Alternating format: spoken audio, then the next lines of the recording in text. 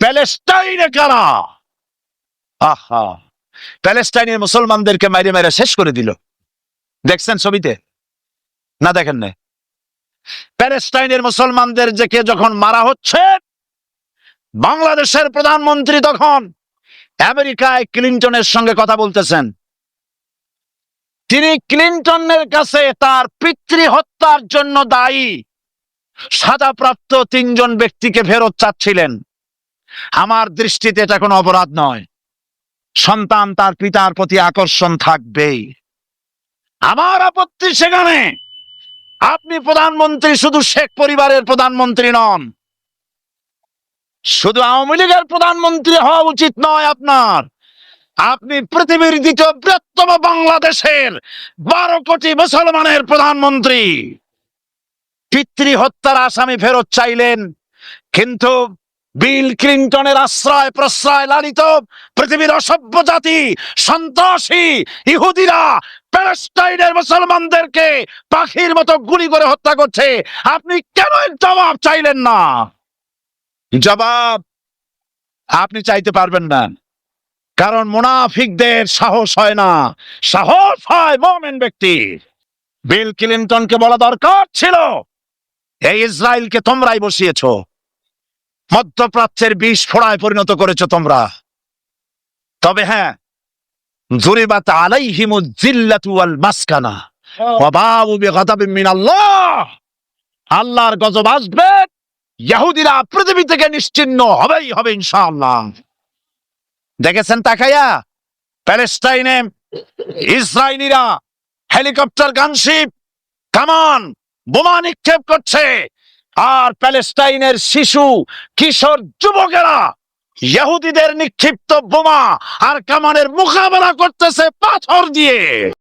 আমি আমার অন্তরের অন্তঃস্থল থেকে ধন্যবাদ জানাই, মোবারকবাদ জানাই খালিদ বিন ওলীদের উত্তরসূরি, খাব্বাব খোবাইবের উত্তরসূরি প্যালেস্টাইনের ওই সব যুবকদেরকে যারা কাফের বেঈমান ইহুদিদের মোকাবেলা করতেছে ইট আর পাথর দিয়ে।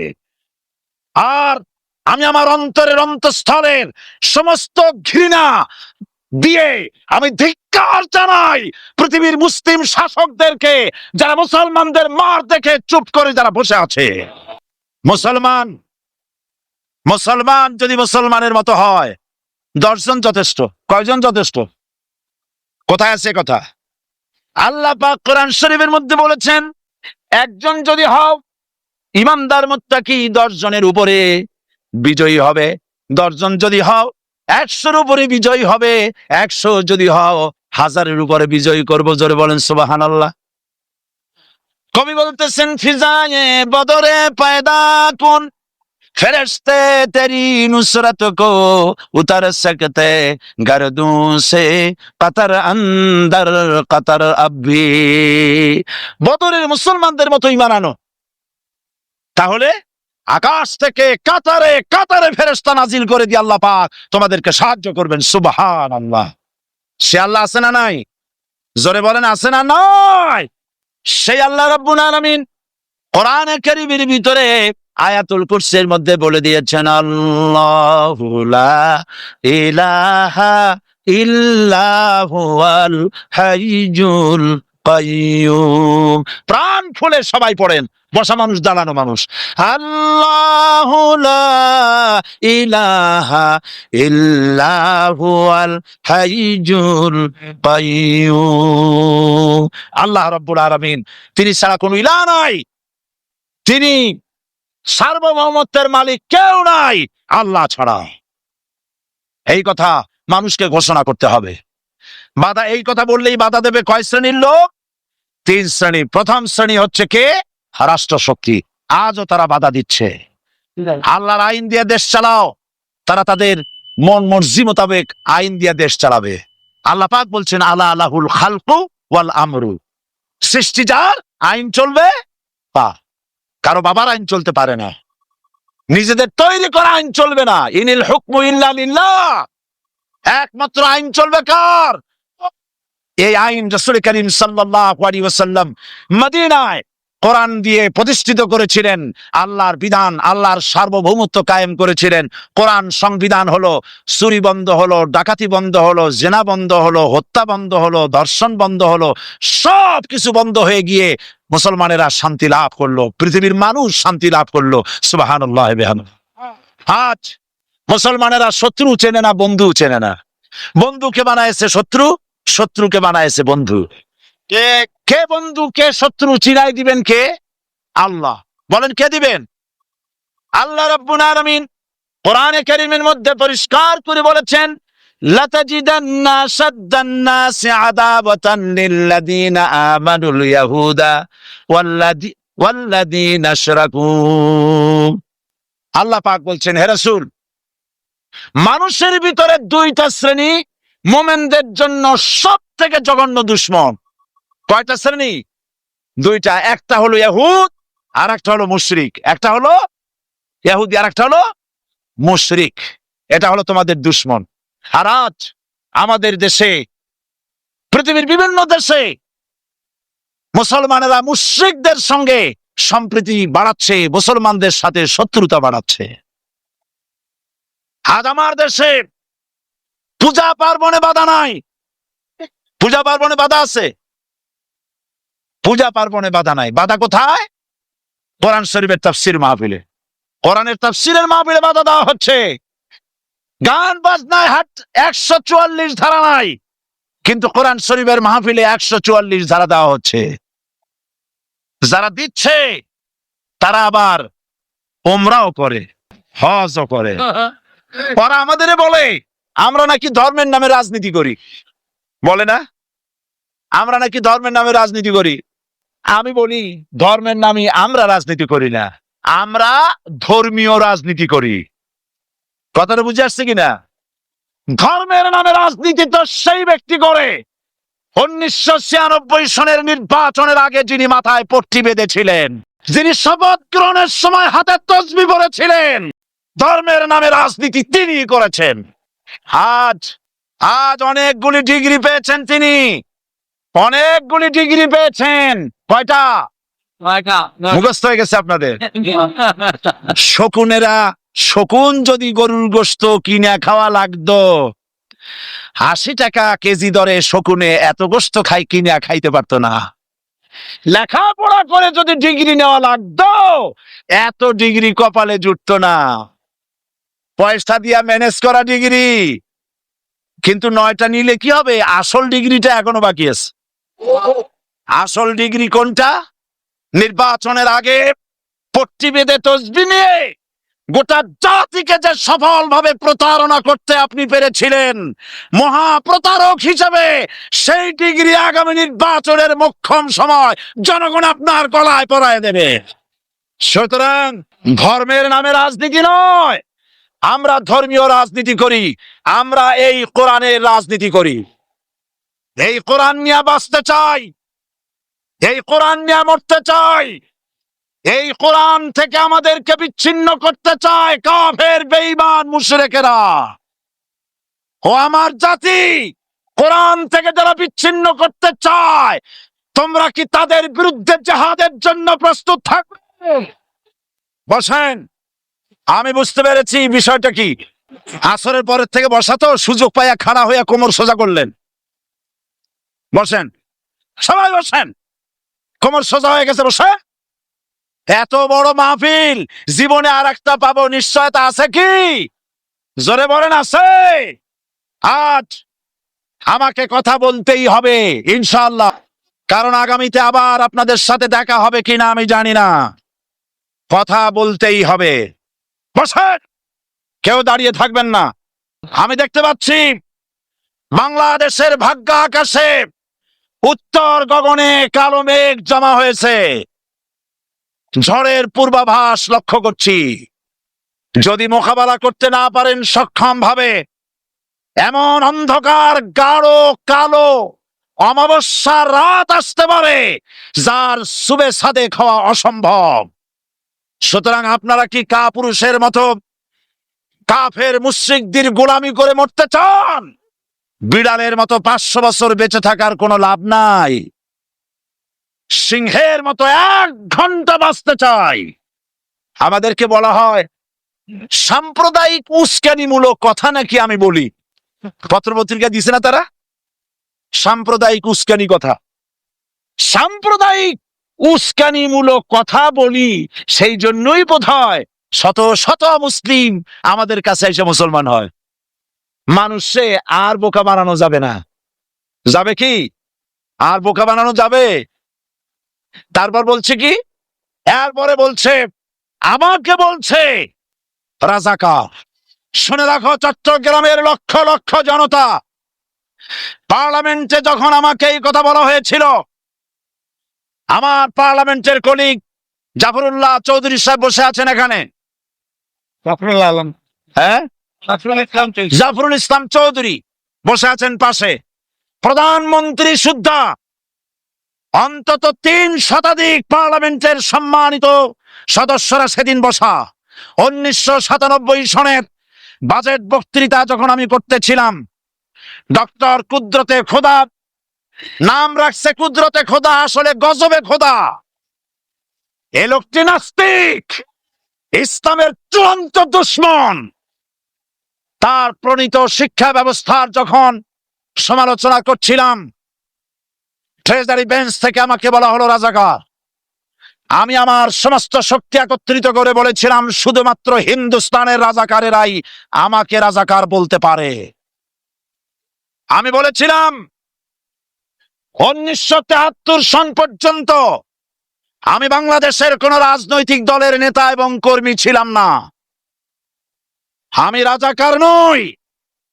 আমাকে রাজাকার বলে যদি তাকেও প্রমাণ করতে না পারে, 10 কোটি টাকার মানহানি মামলা দায়ের করব। আমার এই বক্তব্য সারা দুনিয়া শুনেছে। পার্লামেন্টে আমার এই বক্তব্য রেকর্ড হয়ে আছে। সেদিন 3 শতাধিক পার্লামেন্ট মেম্বারের কেউ আমার চ্যালেঞ্জ গ্রহণ করেন নাই। যে কোনো ব্যক্তি পার্লামেন্টে গিয়ে আমার বক্তৃতা দেখে আসতে পারেন। এরপরে 1997 সনের 7ই অক্টোবর দৈনিক জনকণ্ঠ পত্রিকা যখন আমার বিরুদ্ধে লিখলো, সেই পত্রিকায় সাইদির ওপেন চ্যালেঞ্জ 8ম পাতা, 1997 7ই অক্টোবর, এত বড় 2 কলমে হেডিং। সেখানে আমি বলেছি, বাংলাদেশের সকল সাংবাদিক, গোয়েন্দা বিভাগ, বাংলাদেশের সকল বুদ্ধিজীবীকে আমি আমার পিরোজপুরে আমন্ত্রণ করছি। আমার উপস্থিতিতে যদি কেউ প্রমাণ করতে পারে বাংলাদেশের স্বাধীনতা যুদ্ধের বিরুদ্ধে আমার কোনো ভূমিকা ছিল, সজ্ঞানে স্বেচ্ছায় জাতীয় সংসদের সদস্য পদ থেকে পদত্যাগ করব। 3 বছর পার হয়ে গেছে, আজ পর্যন্ত কেউ এই চ্যালেঞ্জের মোকাবেলা করে নাই। সুতরাং আমাকে যারা রাজাকার বলবে, তারা পিতৃ পরিচয়হীন অবৈধ সন্তান। 1971 সনের, শোনো মুসলমানেরা, 1971 সনের কোন কাদা সাইদির গায়ে লাগে নাই। আমাকে রাজাকার বলে জনগণ থেকে বিচ্ছিন্ন করবা, জনগণ থেকে আমারে বিচ্ছিন্ন করা যাবে না। কারণ এই জনগণ আমার জন্য আসে না, এই জনগণ আসে আল্লাহ কোরআনের জন্য। আজকে যারা ইসলামের কথা বলে, যারা ইসলামের কথা বলে, তারাই রাজাকার, তারাই মৌলবাদী। মৌলবাদী বললে আমরা অসন্তুষ্ট হই না, কারণ মৌলবাদী শব্দটা আসছে মূল থেকে। মৌল শব্দ এসেছে মূল থেকে। মূলবাদী তার মানে যারা মূলে আছে। মূল হলো কোরআন, মূল হলো হাদিস, মূল হলেন আল্লাহ, মূল হলেন আল্লাহ রসুল। আমরা আছি মূলে। এখন বলেন তো, মূলের শক্তি বেশি না আগার শক্তি বেশি? আমাদের যারা মৌলবাদী বলে, ওরা হলো আগাবাদী। মূলে আছে কত কোটি? 12 কোটি। মূলে আছে কত কোটি? আর আমাদের যারা মৌলবাদী বলে, ওই থাকো গাছের আগায়, আমরা মূলে। লাভালাভি বেশি করবা না, 12 কোটিতে গাছের গোড়া আসতে নানা দেবে, মামু বাড়ি দিল্লি গিয়ে পড়বা, বাংলার জমিনে জায়গা হবে না। এ কথা বিশ্বাস করো। বাংলাদেশের মুসলমানদের শরীরে 1 বিন্দু রক্ত থাকতে শয়তানের তৈরি করা ধর্মনিরপেক্ষ মতবাদ বাংলার জমিনে কায়েম হতে দেওয়া হবে না, হবে না। রাসূল করিম সাল্লাল্লাহু আলাইহি ওয়াসাল্লাম কোরআন প্রতিষ্ঠার জন্য আন্দোলন করেছিলেন। আয়াতুল কুরসি আমাদের সে কথাই শিখেছে। আল্লাহ রাব্বুল আলামিন বলেন, আল্লাহু লা ইলাহা ইল্লাহু আল হাইয়ুল কাইয়ুম। প্রাণ খুলে পড়েন, আল্লাহু লা ইলাহা ইল্লাহু আল হাইয়ুল কাইয়ুম। আল্লাহ হচ্ছেন তিনি যিনি ছাড়া কোনো ইলাহ নাই, আইনদাতা নাই, বিধানদাতা নাই। আমরা মানুষের তৈরি করা আইন মানি না। 12 কোটি মুসলমানের দেশে আইন তৈরি করবে মানুষ, আমরা মানব না। পার্লামেন্টে তৈরি হতে হবে কোরআন দিয়ে, পার্লামেন্টে আইন তৈরি হতে হবে কোরআন দিয়ে। সুতরাং ভয় যতই পান আর যতই ষড়যন্ত্র করেন, 4 দল যখন একত্রিত হয়েছে, ঐক্যবদ্ধ থাকবে, সরকার ঐক্যবদ্ধভাবে গঠন হবে, নির্বাচন ঐক্যবদ্ধভাবে হবে এবং কোরআন হবে, আল কোরআনের পার্লামেন্ট হবে বাংলাদেশে। বীর চট্টলার মুসলমানেরা, বীর চট্টলার মুসলমানেরা, স্বাধীনতার ঘোষণা এই চট্টগ্রাম থেকে স্বাধীনতার মহান ঘোষক প্রেসিডেন্ট জিয়াউর রহমান সাহেব দিয়েছিলেন। এই চট্টগ্রাম থেকেই ইসলামী রাষ্ট্রের ঘোষণা হবে। আমি আশাবাদী আপনারা অবশ্যই তা পারবেন। আমি 100% বিশ্বাস করি ইনশাআল্লাহ। কারণ যে ষড়যন্ত্রের মোকাবেলা করে স্থানীয় রাজনৈতিক দলের নেতৃবৃন্দ কোরআনের মাহফিল সিনায় এনেছেন, আমি প্রথম দিনেই বলেছি চট্টগ্রাম তাফসিরুল কোরআন মাহফিল কোন রাজনৈতিক দলের প্রতিনিধিত্ব করে না। এটা কোন জামাত শিবিরের একক সম্পদ নয়, এটা চট্টগ্রামের মুসলমানদের কলিজার টুকরা তাফসিরের মাহফিল। সুতরাং এই মাহফিল চট্টগ্রামে থাকবে ইনশাআল্লাহ কিয়ামত পর্যন্ত। 144 ধারা 288 হয়ে গেছে, ষড়যন্ত্র পায় পায় চলে গেছে। আমি ওই সব ছেলেদের বলি, সরকারি দলের ছাত্র হইয়া মুসলমানদের বিপক্ষে যাইও না। এদেশের ভাগ হয়ে গেছে দুটো শিবির, বোঝাই যাচ্ছে। একদিকে ভারতের পাঁচাটা গোলাম নাস্তিক মোরতাদ শ্রেণীর বুদ্ধিজীবী এবং তাদের মদতপুষ্ট সরকার, আর একদিকে ইসলামী শক্তি, ইসলামী দল আর দেশপ্রেমিক জাতীয়তাবাদী শক্তি। একদিকে হিমালয় পাহাড় আর একদিকে সুচো ইদু। আল্লাহ বিজয় দেবে মুসলমানদের। কাদের বিজয় হবে? বাংলাদেশে কোরআনের রাজ কায়েম হোক, তাকে আপনারা চান? কারা কারা চান? তো হাত উঁচু করে দেখা। দাঁড়াবেন না, বসুন, আবার বসেন, বসুন। জোরে সরে জিকির করেন লা ইলাহা, আরো জোরে লা ইলাহা, লা ইলাহা, লা ইলাহা ইল্লাল্লাহ, লা ইলাহা, লা ইলাহা ইল্লাল্লাহ মুহাম্মাদুর রাসূলুল্লাহ। যারা যেখানে দাঁড়িয়েছেন বসুন। 3 শ্রেণীর লোকেরা আল্লাহর কালেমায় বাধা দিয়েছে। কয় শ্রেণী? একটা হলো রাষ্ট্রশক্তি, 2 নম্বরে মনে আছে ধনাঢ্য পুঁজিপতির গোষ্ঠী, ওরাও বাধা দিয়েছে। কারণ ইসলামকে বলা হয় পুঁজিবাদের আশ্রয়স্থল। নাউজুবিল্লাহ। সর্বপ্রথম ইসলাম কবুল করেছে কারা? ধনীরা না গরিবরা? কারা? গরিবেরা। সুতরাং ধনাঢ্য ব্যক্তিরা মনে করলো যে আমাদের তো সর্বনাশ হয়ে যাবে, আমরা দাসী ধরে রাখতে পারবো না, আমরা মানুষকে শোষণ করতে পারবো না, যে নতুন কলেমার দাওয়াত আসছে। সুতরাং সরকারের হাতকে তারা পয়সা দিয়া শক্ত করেছে আর বলেছে যত টাকা লাগে এই লোকগুলারে ঠ্যাঙ্গান। আজও আছে কিনা? তা আছে কিনা? 3 নম্বরে বাধা দিয়েছে ধর্মের নামের এক শ্রেণীর কায়েমি স্বার্থবাদী শক্তি, যার সম্পর্কে সূরা তাওবায় আল্লাহ পাক বলেছেন ইন্না কাসীরাম মিনাল আহবারি ওয়ার রুহবান লা ইয়াকুলুনা আমওয়ালান নাস বিল বাতিল ওয়া ইয়াসুদ্দুনা আন সাবিলিল্লাহ।